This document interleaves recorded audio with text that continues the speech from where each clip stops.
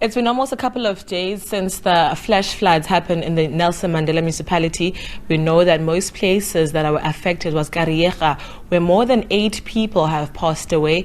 And we know the infrastructure has caused so much damage.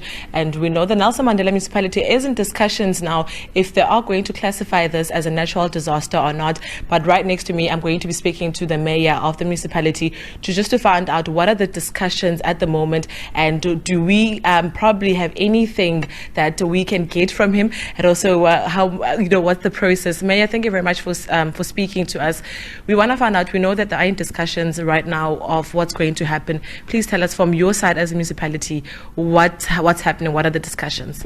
Yes, let me just say off the bat that initially there were 7 people reported that died as a result of the disaster, and 1 was missing.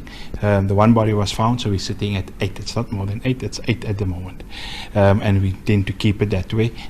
We don't have any more heavy rains predicted after this. In terms of the classification or declaration of disaster, yes, the process is underway. What we need the structural engineers to come in and to give us a proper estimate of exactly what is it that the disaster is, what we consider a disaster, is going to cost us, and then us together with provincial government will be writing to the Minister of Gqeberha, and from there onwards they will come back to us and say yes, the matter is being declared a disaster, and will give us a classification as well. We know that Mayor, the municipality has been on the ground for quite some time trying to assist people that have been affected by the floods, and also in terms of the infrastructure. Do you probably know how much, roundly, just to estimate about how much they're actually going to cost in terms of making sure things are going back to where they were? Yeah, like I said in my initial answer, is that we're still waiting on the structural engineers report. We have estimates, we've got rough estimates, which is almost R1 billion, but I can tell you now already that it's going for the total repairs and all of that to happen, it's going to be much more than R1 billion. But yes, you're right, we have had boots on the ground since Sunday morning. I've been in Gqeberha every day since Sunday. We've had great support from provincial government as well as national government. We've had 3 or 4 ministers here. We've had the Premier here for 2 days, and we've had MECs as well. So we've had adequate support from them. What I can say is that the one thing that I'm happy about is that many organizations have stepped up.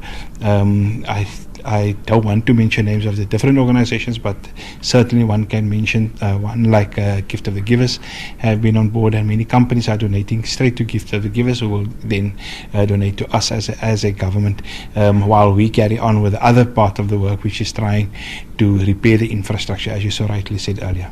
Right.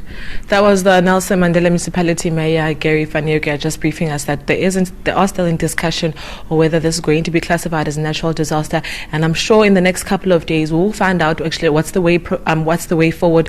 It is also saying that as the municipality and also some organizations have been on the ground just to make sure that people are able to be taken care of or just to be assisted where they actually need help.